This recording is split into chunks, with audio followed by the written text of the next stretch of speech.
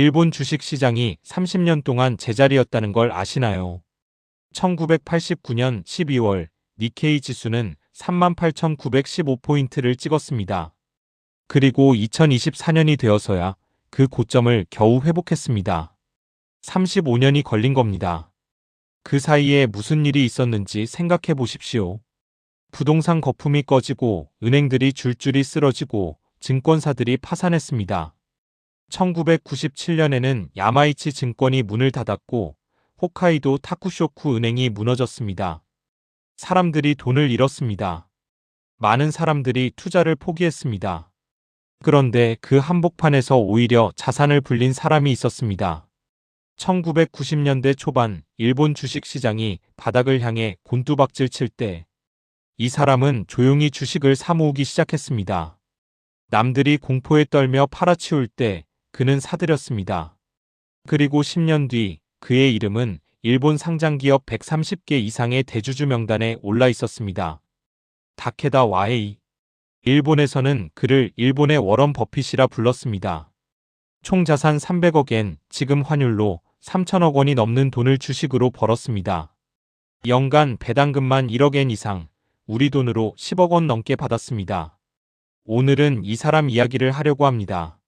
30년 침체 한가운데서 어떻게 살아남았는지, 그리고 그가 평생 지켜온 7가지 기준이 무엇인지.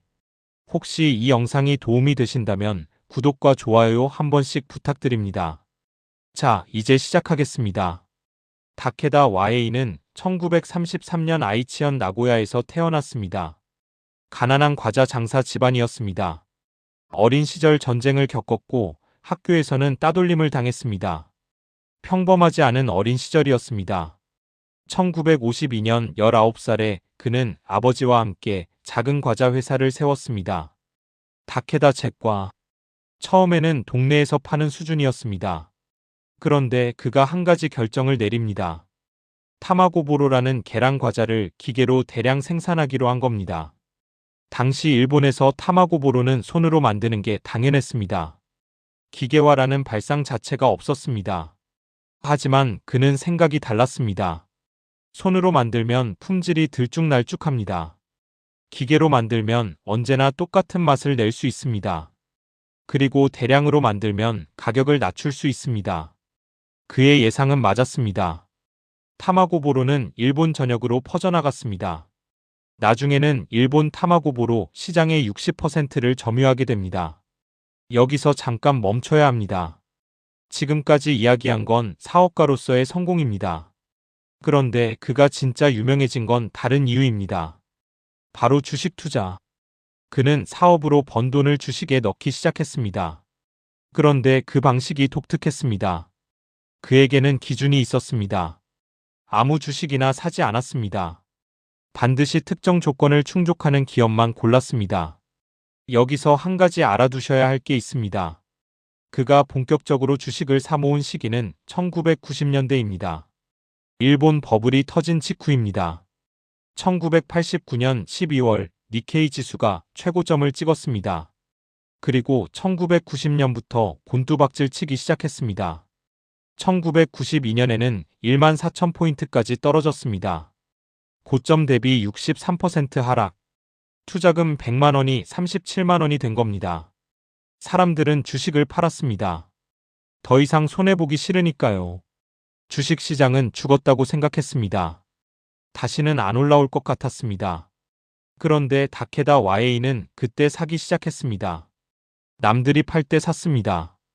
왜 그랬을까요? 그에게는 기준이 있었기 때문입니다.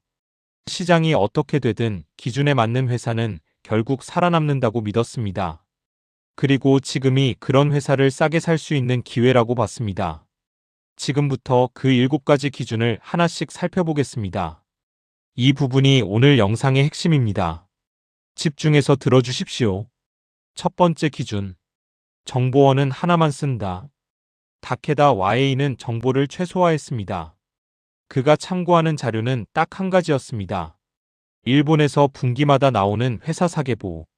우리나라로 치면 상장기업 정보책자와 비슷합니다. 각 기업의 재무제표, 주요 주주, 실적 전망이 담겨 있습니다. 그는 이렇게 말했습니다. 정보가 많으면 오히려 헷갈립니다. 전통 있는 사계보 스태프들이 수집한 정보를 신뢰하는 것만으로 충분합니다. 요즘 같으면 인터넷에서 온갖 정보가 쏟아집니다. 유튜브에서 누가 이 종목 좋다 하고 커뮤니티에서 저 종목 뜬다 하고. 그런데 그는 그런 걸 일절 보지 않았습니다. 오로지 공식 자료, 그것도 한 가지만 봤습니다. 왜 그랬을까요? 정보가 많으면 결정이 흔들리기 때문입니다. 생각해 보십시오. 오늘 어떤 유튜버가 A 종목을 추천합니다. 그래서 A를 삽니다. 다음날 다른 유튜버가 B 종목이 더 좋다고 합니다. 그러면 A를 팔고 B를 살까 고민이 됩니다. 그러다가 또 C 종목 이야기가 나옵니다. 이러다 보면 하루 종일 매매만 하게 됩니다. 수수료만 나갑니다. 결국 손해입니다. 다케다 YA는 이런 함정을 피했습니다. 정보원을 하나로 고정했습니다. 그 안에서만 판단했습니다. 다른 소음은 듣지 않았습니다. 이게 첫 번째 기준입니다. 단순하지만 지키기 어렵습니다. 요즘처럼 정보가 넘쳐나는 시대에 정보를 줄인다는 건 용기가 필요한 일입니다. 두 번째 기준. 주가 수익 비율이 업종 평균보다 낮은 회사를 고른다. 주가 수익 비율, 우리가 흔히 말하는 PER. 주가를 주당 순이익으로 나눈 수치입니다. 예를 들어보겠습니다. 어떤 회사의 주가가 1만 원입니다. 이 회사의 주당 순이익이 1,000원입니다. 그러면 PER은 10배입니다. 주가 1만 원을 순이익 1,000원으로 나눈 겁니다. 이 숫자가 뭘 의미하느냐? 이 회사의 현재 이익 수준이 계속 유지된다면 투자금을 회수하는데 10년이 걸린다는 뜻입니다. PER이 20배면 20년, 5배면 5년입니다. 당연히 이 숫자가 낮을수록 저평가되어 있다고 볼 수 있습니다. 그런데 다케다 YA는 절대 수치만 보지 않았습니다. 같은 업종 안에서 비교했습니다. 왜냐하면 업종마다 적정 PER이 다르기 때문입니다. 성장 업종은 미래 이익에 대한 기대가 반영되어서 PER이 높습니다. IT나 바이오 같은 업종은 PER이 30배, 40배도 흔합니다. 반면 성숙 업종은 PER이 낮습니다. 철강이나 건설 같은 업종은 10배 이하도 많습니다. 그래서 PER 10배라고 해서 무조건 싼 게 아닙니다. 그 업종 평균이 5배라면 오히려 비싼 겁니다. 다케다 YA는 이걸 알았습니다. 그래서 같은 업종 안에서 비교했습니다. 전자회사들의 평균 PER이 15배라면 그보다 낮은 10배나 12배 수준의 회사를 찾았습니다. 그리고 물었습니다. 같은 업종인데 왜 이 회사만 싸게 거래되고 있는가? 시장이 놓치고 있는 게 있는가? 아니면 정말 문제가 있는 회사인가? 이걸 철저하게 따졌습니다. 일시적으로 악재가 있어서 싸진 건지 아니면 구조적인 문제가 있어서 싼 건지 구분했습니다. 시장이 일시적으로 외면하고 있을 뿐 펀더멘털은 튼튼한 회사. 그런 회사만 골라냈습니다. 이게 두 번째 기준입니다. 세 번째 기준. 주가순 자산 비율이 1배 이하인 회사를 고른다. 주가순 자산 비율 PBR. 주가를 주당 순자산으로 나눈 수치입니다. 이것도 예를 들어보겠습니다. 어떤 회사의 주가가 1만 원입니다. 이 회사의 주당 순자산이 1만 5천 원입니다. 그러면 PBR은 0.67배입니다. 주가 1만 원을 순자산 1만 5천 원으로 나눈 겁니다. 이 숫자가 1배 이하라는 건 무슨 뜻일까요? 회사가 지금 당장 문을 닫고 자산을 다 팔아서 정리해도 주주에게 돌려줄 돈이 현재 주가보다 많다는 뜻입니다. 좀 더 쉽게 설명하면 이렇습니다. 어떤 회사의 시가총액이 700억 원입니다. 그런데 이 회사의 순자산이 1000억 원입니다. 회사를 청산하면 1000억 원이 남는데 시장에서는 700억 원에 거래되고 있는 겁니다. 300억 원을 할인해서 팔고 있는 셈입니다. 왜 이런 일이 생길까요? 시장이 이 회사의 미래를 비관적으로 보기 때문입니다. 앞으로 돈을 못 벌 거라고 생각하니까 싸게 거래되는 겁니다. 그런데 다케다 YA는 이런 회사를 찾았습니다. 시장이 과도하게 비관적으로 평가하고 있는 회사. 하지만 실제로는 자산이 탄탄한 회사. 물론 PBR이 낮다고 다 좋은 건 아닙니다. 진짜 문제가 있어서 싼 경우도 있습니다. 사양 산업에 있거나 경영진이 무능하거나 부채가 너무 많거나. 그래서 그는 PBR 하나만 보지 않았습니다. 다른 기준들과 함께 봤습니다. 여러 조건을 동시에 충족하는 회사만 샀습니다. 이게 세 번째 기준입니다. 네 번째 기준. 자기 자본 비율이 50% 이상인 회사를 고른다. 자기 자본 비율. 회사의 총 자산 중에서 빚이 아닌 자기 돈이 얼마나 되느냐를 보는 지표입니다. 예를 들어보겠습니다. 어떤 회사의 총 자산이 1000억 원입니다. 이 중에서 빚이 400억 원이고 자기 자본이 600억 원입니다. 그러면 자기 자본 비율은 60%입니다. 이 비율이 높을수록 회사가 튼튼합니다. 빚이 적다는 뜻이니까요. 다케다 YA가 50%를 기준으로 삼은 데는 분명한 이유가 있습니다. 경기가 나빠지면 어떻게 될까요? 매출이 줄어듭니다. 이익이 줄어듭니다. 그런데 빚은 그대로입니다. 이자도 내야 합니다. 원금도 갚아야 합니다. 빚이 많은 회사는 이 과정에서 버티지 못합니다. 이익이 줄었는데 이자 부담은 그대로니까 현금이 바닥납니다. 결국 부도가 납니다. 그런데 자기 자본 비율이 높은 회사는 다릅니다. 매출이 줄어도 버틸 여력이 있습니다. 빚이 적으니까 이자 부담도 적습니다. 시간을 벌 수 있습니다. 경기가 돌아오면 다시 올라갑니다. 1997년 일본 금융위기 때를 보십시오. 수많은 회사가 무너졌습니다. 은행들도 쓰러졌습니다. 100년 넘은 야마이치 증권도 파산했습니다. 그런데 다케다 YA가 투자한 회사들은 대부분 살아남았습니다. 자기 자본 비율이 높은 회사만 골랐기 때문입니다. 그는 이렇게 말했습니다. 자기 자본 비율이 높다는 건 그 회사가 오랫동안 좋은 경영을 해왔다는 증거입니다. 과거의 성적표입니다. 계속 이익을 내고 그걸 쌓아왔다는 뜻입니다. 이게 네 번째 기준입니다. 다섯 번째 기준. 배당 성향이 높은 회사를 고른다. 배당 성향. 회사가 번 돈 중에서 얼마를 주주에게 배당으로 나눠주느냐를 보는 지표입니다. 예를 들어보겠습니다. 어떤 회사가 올해 순이익으로 100억 원을 벌었습니다. 이 중에서 30억 원을 주주에게 배당으로 줬습니다. 그러면 배당 성향은 30%입니다. 일반적으로 일본 기업들은 내부 유보를 선호했습니다. 번 돈을 회사에 쌓아두는 겁니다. 배당은 적게 주고요. 경영자들은 이렇게 생각했습니다. 배당을 많이 주면 투자할 돈이 줄어드니까 회사 성장에 안 좋다. 다케다 YA의 생각은 정반대였습니다. 그는 이렇게 말했습니다. 회사가 상장한 이유가 뭡니까? 주식시장에서 자본을 조달하기 위해서입니다. 새로운 투자가 필요하면 증자를 하면 됩니다. 투자자들은 이 회사에 투자하면 보상을 받을 수 있다고 생각하니까 돈을 넣는 겁니다. 그런데 아무리 돈을 벌어도 주주에게 안 준다? 내부 유보라는 좋은 이름으로 쌓아두기만 한다? 그런 회사 주가가 안 오르는 건 당연합니다. 그래서 그는 배당 성향이 높은 회사를 골랐습니다. 주주에게 환원하는 문화가 있는 회사. 그런 회사가 결국 주가도 오른다고 봤습니다. 여기서 중요한 포인트가 있습니다. 배당을 많이 주면서도 자기 자본 비율이 높은 회사. 이 두 가지가 동시에 가능한 회사.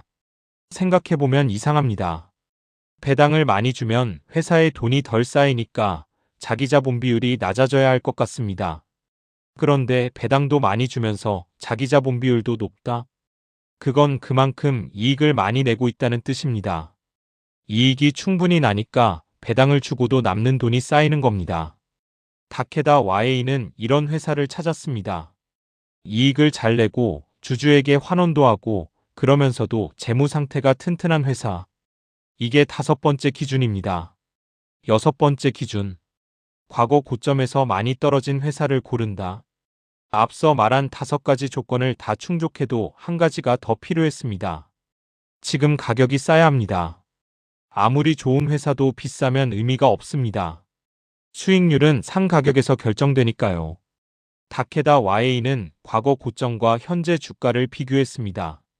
고점에서 50% 이상 떨어진 주식. 시장이 과도하게 외면하고 있는 주식. 그런 주식을 찾았습니다. 그는 이렇게 말했습니다.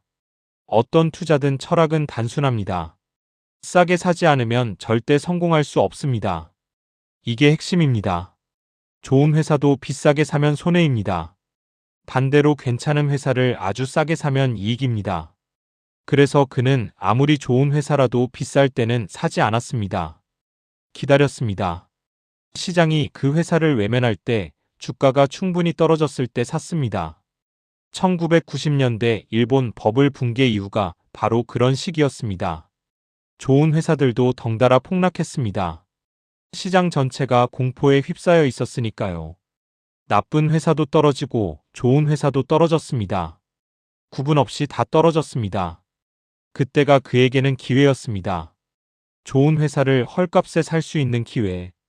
그런 기회는 자주 오지 않습니다. 그래서 그때 집중적으로 샀습니다. 이게 6번째 기준입니다. 7번째 기준. 과거 매출 성장률을 본다. 마지막 기준입니다. 과거에 매출이 얼마나 성장했는지를 봤습니다. PER이 낮고 PBR이 낮고 자기자본 비율이 높고 배당도 잘 주고 주가도 많이 떨어졌다. 그래도 한 가지가 더 필요합니다. 이 회사가 성장하는 회사인가? 매출이 계속 줄어드는 회사는 아무리 싸도 가치가 없습니다. 사양 산업에 있는 회사, 경쟁에서 밀려나는 회사. 그런 회사는 피해야 합니다. 싼 데는 이유가 있습니다. 미래가 없으니까 싼 겁니다. 그런 회사를 사면 더 떨어집니다. 다케다 YA는 과거 몇 년간의 매출 추이를 봤습니다. 꾸준히 성장하고 있는가? 최소한 유지는 하고 있는가? 미래에도 성장할 가능성이 있는가? 성장하는 회사가 일시적으로 싸졌을 때, 그때가 진짜 기회입니다. 반면 쇠퇴하는 회사가 싼 건 기회가 아닙니다. 함정입니다. 이 7가지 조건을 동시에 충족하는 회사. 그런 회사만 그의 포트폴리오에 들어갔습니다. 자, 이제 이 기준들이 실제로 어떻게 작동했는지 보겠습니다. 1970년에 그가 샀던 후지필름 이야기입니다. 그는 주당 2,000엔에 이 주식을 샀습니다. 그런데 주가가 1,700엔으로 떨어졌습니다. 15% 손실. 보통 사람이라면 불안해질 시점입니다. 이때 대부분의 사람들은 어떻게 할까요? 더 떨어지기 전에 팔아야 하나 고민합니다. 아니면 불안해서 자꾸 주가를 확인합니다. 밤에 잠을 못 잡니다. 그런데 다케다 YA는 달랐습니다. 그는 팔지 않았습니다. 오히려 더 샀습니다. 왜요? 회사의 펀더멘털이 변한 게 아니었으니까요. 시장이 일시적으로 겁을 먹은 것뿐이었습니다. 그의 기준에 맞는 회사였습니다. 그래서 싸졌을 때 더 샀습니다. 그리고 20년을 기다렸습니다. 주가는 5,000엔이 됐습니다. 2.5배 수익. 그 사이에 받은 배당금까지 합치면 수익은 훨씬 더 컸습니다. 물론 실패한 투자도 있었습니다. 미쓰비시 중공업. 그는 1990년에 주당 700엔에 샀습니다. 그런데 2003년에 250엔까지 떨어졌습니다. 65% 손실. 13년 동안 계속 떨어진 겁니다.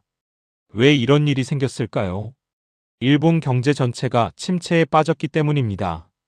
아무리 좋은 기준을 적용해도 거시 경제를 이길 수는 없었습니다. 그는 이 경험에서 배웠습니다. 아무리 좋은 기준을 적용해도 100%는 없다. 그래서 분산이 필요하다. 한 종목에 올인하면 안 된다. 그래서 그는 100개 이상의 종목에 나눠 투자했습니다. 한 종목이 망해도 다른 종목이 올라가면 됩니다. 전체 포트폴리오가 살아남으면 됩니다. 개별 종목에서는 질 수 있습니다. 하지만 전체에서 이기면 됩니다. 그런데 여기서 한 가지 더 봐야 할 게 있습니다. 그의 투자 철학. 다케다 YA는 단순히 돈을 버는 게 목적이 아니었습니다. 그에게는 다른 생각이 있었습니다. 그는 이렇게 말했습니다. 주주가 된다는 건 행복한 일입니다. 세상의 어른이 될 수 있으니까요. 일본어로 단나라는 말이 있습니다. 우리말로 하면 어른 또는 후원자 정도 됩니다. 그는 자신을 투자자가 아니라 단나, 어른이라고 생각했습니다. 이게 무슨 의미일까요? 좋은 회사에 투자한다. 그 회사가 성장한다. 직원들이 월급을 받는다. 가족을 먹여 살린다. 제품을 만들어 사회에 기여한다. 세금을 낸다. 그리고 그 과정에서 주주에게도 배당이 돌아온다. 이게 그가 생각한 투자의 의미였습니다. 단순히 싸게 사서 비싸게 파는 게 아니었습니다. 좋은 회사를 응원하고 그 결과로 보상을 받는 것. 그래서 그는 물원주주가 되려고 했습니다. 경영에 간섭하지 않았습니다. 주주총회에 참석해서 목소리 높이지 않았습니다. 그냥 조용히 응원만 했습니다. 그게 그의 스타일이었습니다. 회사가 잘 되면 좋고 더 잘 되면 더 좋고 그 자세로 수십 년을 투자했습니다. 2014년 그는 81살이 됐습니다. 그때까지 130개 이상의 상장기업 대주주였습니다. 하지만 나이가 들면서 관리가 어려워졌습니다. 너무 많은 종목을 갖고 있으면 일일이 챙기기 힘듭니다. 그래서 그는 포트폴리오를 정리하기 시작했습니다. 그가 마지막에 남긴 종목은 6개에서 7개 정도였습니다. 대형주 위주로 배당도 잘 주고 자사주 매입도 하는 회사들, 자기 자본 이익률을 중시하는 회사들. 그는 이렇게 말했습니다. 앞으로는 자기 자본 이익률이 10년 뒤에 20배가 될 것 같은 회사에 투자하고 싶습니다. 마지막까지 성장을 봤습니다. 마지막까지 기준을 지켰습니다. 2016년 7월 21일 다케다 와에이는 자택에서 눈을 감았습니다. 83살이었습니다. 그가 남긴 건 돈만이 아닙니다. 그가 남긴 건 기준이었습니다. 정보는 하나만 본다. PER이 업종 평균보다 낮아야 한다. PBR이 1배 이하여야 한다. 자기 자본 비율이 50% 이상이어야 한다. 배당 성향이 높아야 한다. 과거 고점에서 충분히 떨어져 있어야 한다. 그리고 매출이 성장하고 있어야 한다. 이 7가지. 단순합니다. 복잡하지 않습니다. 누구나 따라할 수 있습니다. 그런데 문제는 실행입니다. 시장이 떨어질 때 사는 건 어렵습니다. 주변에서 다들 팔 때 사는 건 무섭습니다. 산 주식이 더 떨어지면 불안합니다. 그때 버티는 게 힘듭니다. 다케다 와에이가 특별했던 건 지능이 아닙니다. 그는 천재가 아니었습니다. 학력도 대단하지 않았습니다. 과자 장사 집안 출신이었습니다. 그가 특별했던 건 일관성입니다. 한번 정한 기준을 수십 년 동안 바꾸지 않았습니다. 시장이 흔들려도 흔들리지 않았습니다. 그는 이렇게 말했습니다. 남의 말을 듣고 우연히 성공하면 그보다 더 큰 실패를 하게 됩니다. 스스로 생각하고 스스로 판단하는 게 가장 중요합니다. 여러분에게 묻고 싶습니다. 지금 주식을 살 때 어떤 기준으로 사고 계신가요? 유튜브에서 누가 추천해서? 커뮤니티에서 좋다고 해서? 차트가 좋아 보여서? 친구가 돈 벌었다고 해서? 그게 나쁘다는 게 아닙니다. 다만 물어보고 싶은 겁니다. 그 기준을 10년 뒤에도 지킬 수 있습니까? 다케다 와에이는 지켰습니다. 30년을 지켰습니다. 버블이 터지고 금융위기가 오고 잃어버린 10년이 20년이 되는 동안에도 그는 기준을 바꾸지 않았습니다. 결과는 알고 계신 대로입니다. 그는 이렇게 말했습니다. 주가가 오르면 좋고 떨어져도 좋습니다. 오르면 자산이 늘어나니 좋고 떨어지면 싸게 더 살 수 있으니 좋습니다. 이 여유, 이 태도, 이게 어디서 나오는 걸까요? 기준이 있으니까 가능한 겁니다. 내가 왜 이 주식을 샀는지 알고 있으니까, 이 회사의 가치를 믿으니까, 시장이 일시적으로 외면해도 결국 돌아올 거라고 확신하니까, 기준 없이 산 사람은 떨어지면 무섭습니다. 왜 샀는지 모르니까, 더 떨어질지 반등할지 모르니까, 결국 손절하고 나옵니다. 그리고 나오고 나면 오릅니다. 다시 들어가면 또 떨어집니다. 악순환입니다. 다케다 와에이는 그 반대였습니다. 떨어지면 더 샀습니다. 기준에 맞으니까, 싸졌으니까, 그리고 기다렸습니다. 그게 전부입니다. 투자 습관 시청자 여러분, 오늘 영상에서 기억하실 건 딱 하나입니다. 기준을 세우고 그 기준을 지키십시오. 다케다 와에이의 7가지를 그대로 따라 하실 필요는 없습니다. 여러분만의 기준을 만드셔도 됩니다.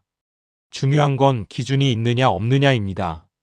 기준이 있는 사람은 시장이 흔들려도 흔들리지 않습니다.